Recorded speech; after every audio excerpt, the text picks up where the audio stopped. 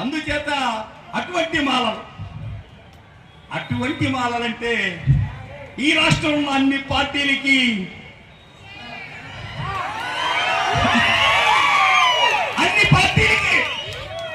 అన్ని కులాలకి, ఎందుకంటే పోరాటంలో ముందుండేది మాలలు, త్యాగంలో నిబద్ధతగా ఉండేది మాలలు, విరోచితంగా పోరాడేటువంటి సింహం మాలలు. అందుకనే మాల అంటే జాతీయ స్థాయిలో జరుగుతున్న ఒక మహాకుట్ర. ఇది మాలల మీద జరుగుతున్న కుట్ర. గత ప్రభుత్వాలన్నీ కూడా, ఏ ప్రభుత్వం అని చెప్పగలదు, అన్ని ప్రభుత్వాలు వర్గీకరణ తీర్మానాలు చేసి ఢిల్లీ పంపిన సంఘటన మనకు తెలుసు. 1990లో అయితే వర్గీకరణ ఉద్యమంలో లక్షలాది మంది చాలా సెక్రటేరియట్కి వెళ్ళినప్పుడు